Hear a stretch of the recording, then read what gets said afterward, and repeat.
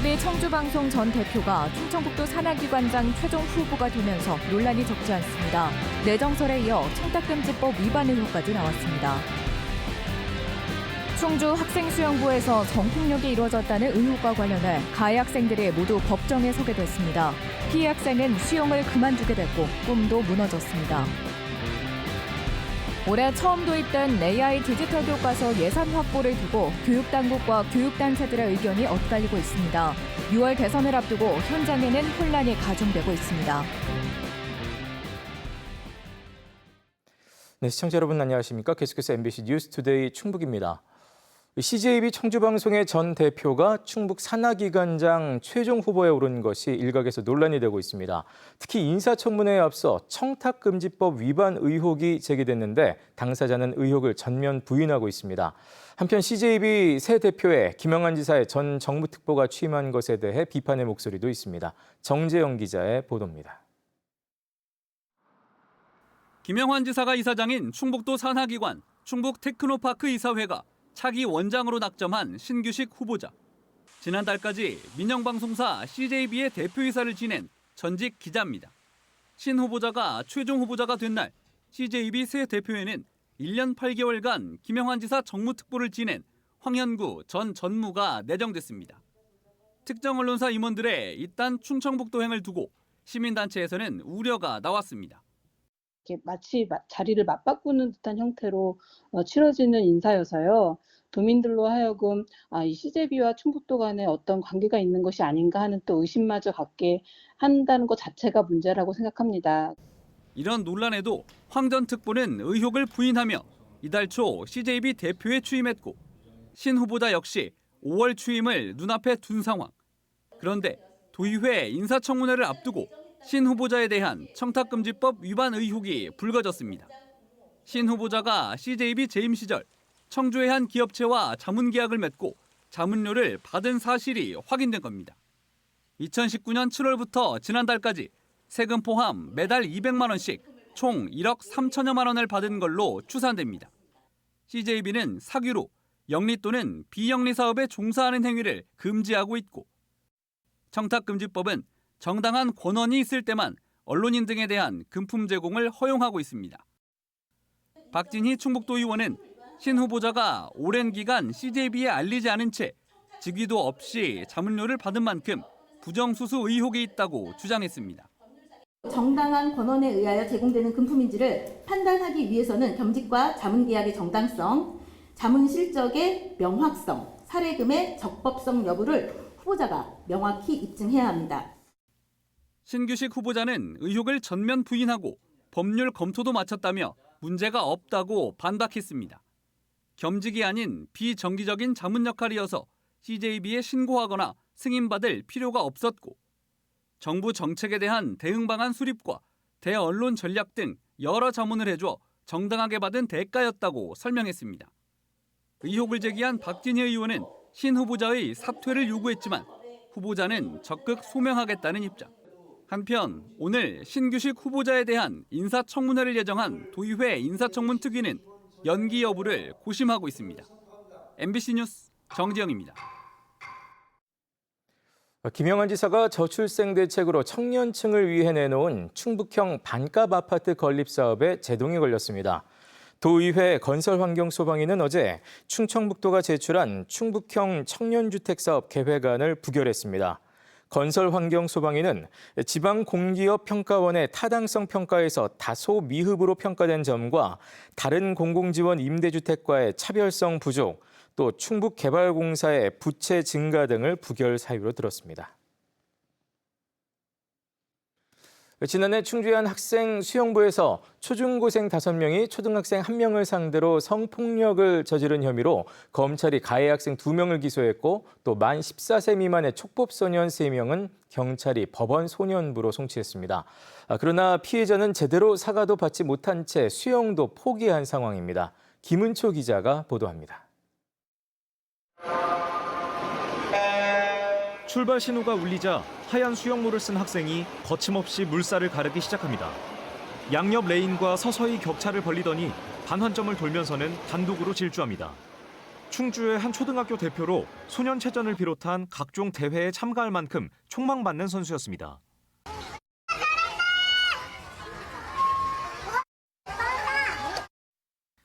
그런데 지난해 가을부터 수영을 아예 그만두게 됐습니다.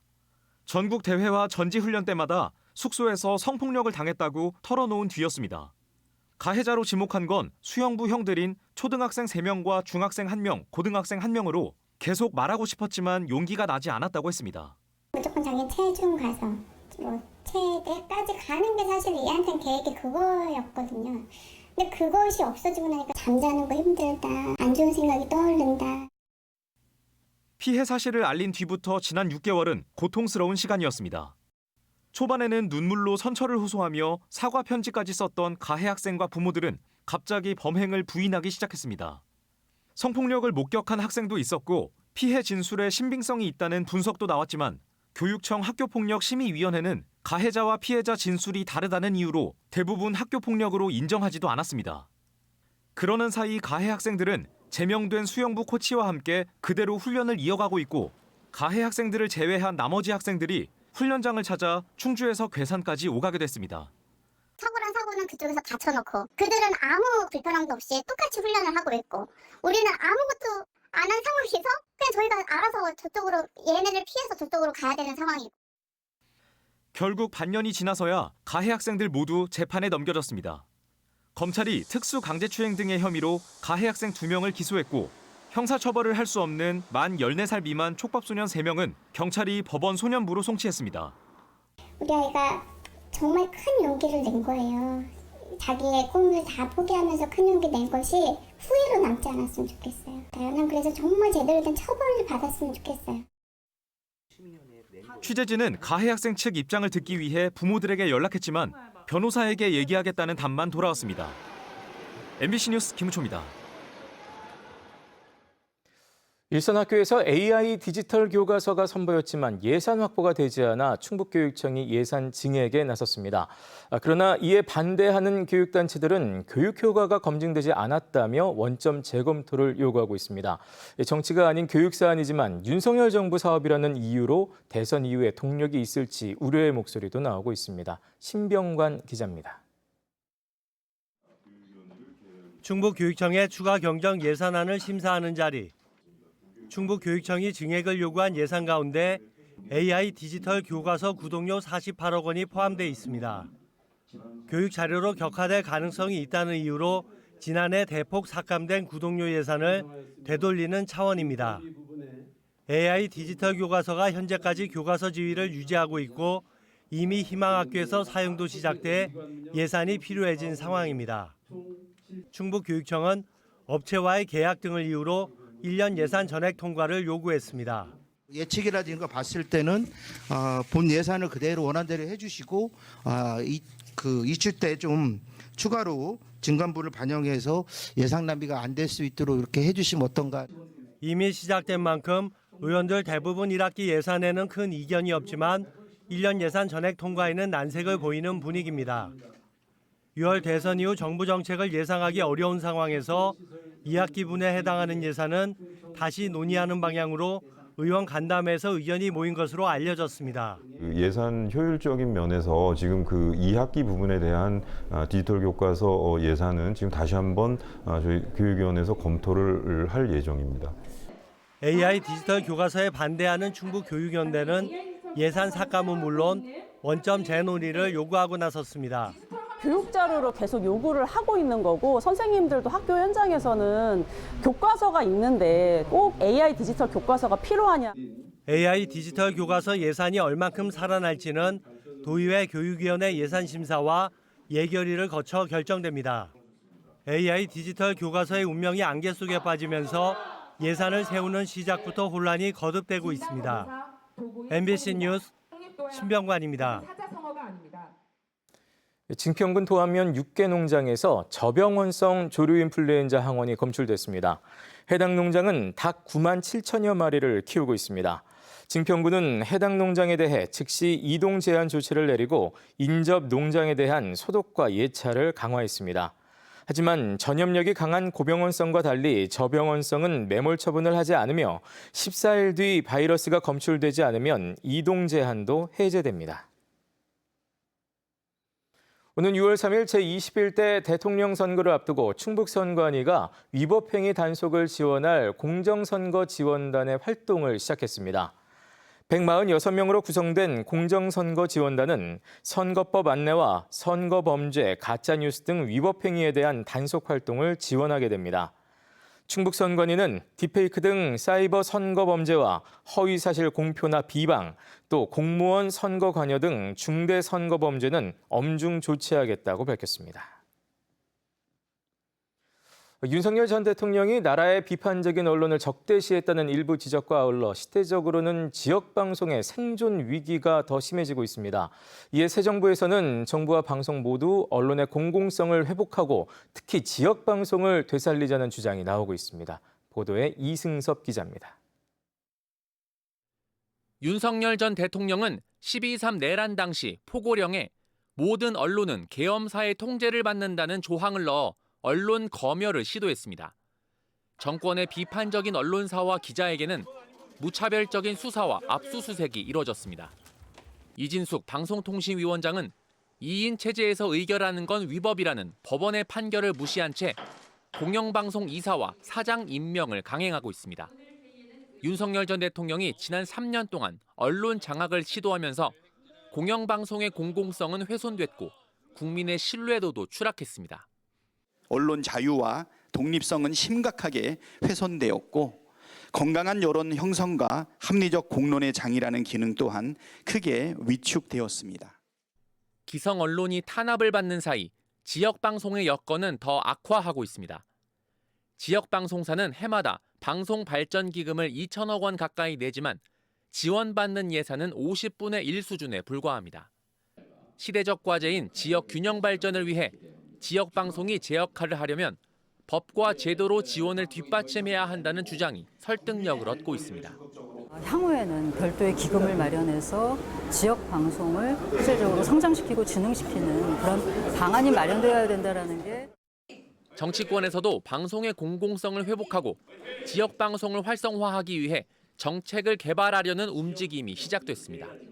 지역 소멸 시대이기도 하고 그 소멸 시기에 지역 방송이 무엇보다도 중요한 지역 문화의 구심체, 여론 형성의 장이기 때문에 민주당 방송 콘텐츠 특위는 이달 안에 방송의 공공성을 확보하기 위한 정책을 개발해 대통령 선거의 공약과 새 정부의 정책 과제로 반영하도록 노력하기로 했습니다. MBC 뉴스 이승섭입니다. 청주시 오창읍 인근인 천안시 동면 일대에 민간업체가 지정 폐기물 매립장을 추진 중인 것과 관련해 천안시가 청주시와 공동 대응하기로 했습니다. 박상돈 천안시장은 지정 폐기물 매립장 건립과 관련해 공동 대응 방안이 담긴 답신을 이범석 시장에게 보내고 청주시와 함께 미래 세대를 위해 책임 있는 자세로 대응하겠다고 밝혔습니다. 앞서 이범석 시장은 매립장 설치를 함께 저지하자는 서한문을 박 시장 앞으로 보냈습니다. 현재 추진 중인 매립장은 지정 폐기물 614만 톤을 매립할 수 있는 용량으로 두 도시의 생활 환경에 적지 않은 영향을 미칠 수 있습니다. 한국교통대와 충북대학교 통합에 반대하는 범시민 비상대책위원회가 출범했습니다. 한국교통대 전 총장과 철도대학 동문회장 등 각계 인사와 충주 지역 20여 개 단체는 어제 충주시청에서 기자회견을 열고 두 대학의 통합이 충북대의 일방적 흡수로 귀결되고 있다며 통합에 반대한다고 밝혔습니다. 이들은 두 대학의 통합이 경기도 의왕철도대와 청주과학대 증평캠퍼스, 충주대의 통합 역사가 사라지고 해당 지역의 정체성을 상실하는 것이라며 서명운동과 국회 청원 등을 통해 통합을 저지하겠다고 밝혔습니다. 지난달 영남 지역 산불 당시 경북 영덕군에서는 화마로부터 마을을 구한 한 주민의 이야기가 미담이 되고 있습니다. 모든 주민들이 대피한 위험천만한 상황에서 그 주민은 혼자 굴삭기를 타고 밤새 화마에 맞서 불을 껐는데요. 다행히 이 마을은 인근에서 피해가 가장 적었습니다. 장성훈 기자가 전해드립니다. 지난달 25일 산불이 휩쓸고 간 영덕군 지품면 원전리 마을입니다. 다행히 불에 탄 집은 전체의 20%대인 27채에 머물러 인근에서 피해가 가장 적었습니다. 이런 결과는 산불이 마을을 덮친 초기 주민 대피령 속에서도 한 주민이 화마에 맞서 혼자 굴삭기를 타고 종횡무진 불을 껐기 때문입니다. 하천에서 물을 퍼와 뿌리고 불이 붙은 집은 내려앉히며 불길이 마을 안쪽으로 들어오는 걸 막은 겁니다. 하천에서 물을 퍼가 한 20번, 30번 정도 요걸 해가 일단은 진압을 좀 하고 그다음에 여기서 계속 붙더라고요. 여기서 계속 불이 있는 거 여기서도 와가 껐지요. 위험을 무릅쓴 이 씨의 진화 작업은 화재 당일 저녁부터 다음 날까지 이틀간 이어졌습니다. 아침 5시 반에 마쳤거든요. 마치고 잠깐 포크레인에서 자고 있는데 찬불 끄자 그래갖고 또 가갖고 뭐 끄고. 의용 소방대원으로 활동한 경험이 불을 끄는데 큰 도움이 됐습니다. 의용 소방대도 있었고 이러니까 그때도 그렇고 이거 안 내려주면은 불이 속에 계속 타고 있어요. 그 다음에 내려앉고 헛시고 물을 뿌려야 진압이 되지. 안 그러면은 계속 탑니다. 굴삭기가 불탈 수 있겠다는 위기감도 여러 번 들었지만 마을을 구해야겠다는 생각이 우선이었다고 합니다. 우리 마을을 지켜야 된다는 했죠. 나 겁은 하나도 안 났습니다. 그리고 포크레인에 불이 붙으면 무조건 소화기를 나는 끄면 된다 이래 생각하고 무조건 꺼야 된다 생각했죠. 주민들은 이 씨의 의로운 행동이 마을을 구했다고 입을 모읍니다. 만약에 그 강풍에 옆집에 시장에 붙었더라면 원전에는 불바다가 됐을지도 모르지요. 참 좋은 의인을 했지요. 이 씨는 집이 불탄 이웃들을 보면 아직도 화재 당시의 안타까운 심정이 떠오른다고 전합니다. 저쪽 이제 물이 없는 지역에 있는 것은 조금 아쉬웠고 조금 좁아서 좀 빨리 못 했을 때 그게 좀 아쉬웠고 그렇습니다. MBC 뉴스 장성훈입니다.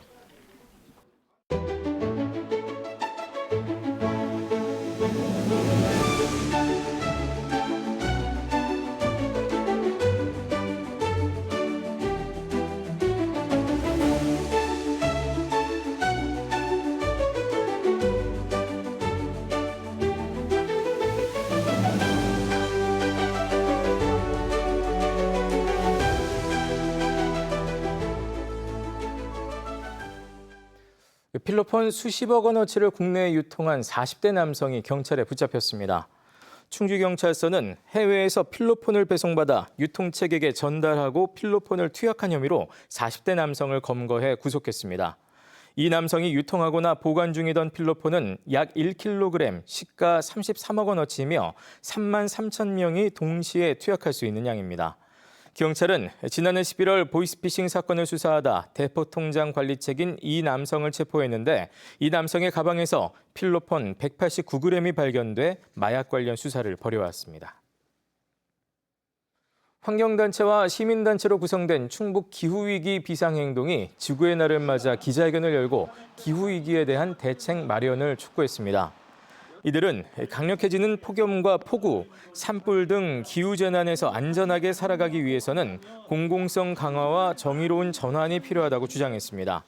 이들은 또 기후변화로 농작물이 피해를 보고 배달 노동자의 위험도 커지는 등 모두의 생존이 위협받고 있다고 주장하며 이번 대선에서 실효성 있는 기후정책이 나와야 한다고 덧붙였습니다.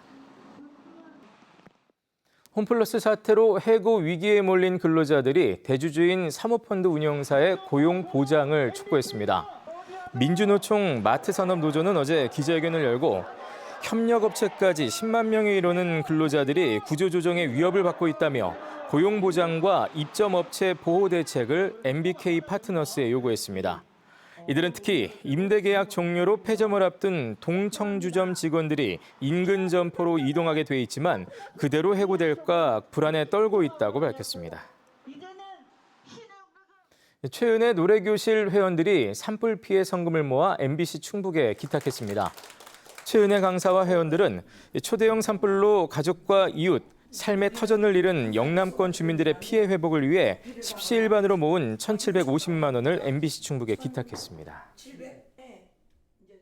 네, 뉴스를 마칩니다. 고맙습니다.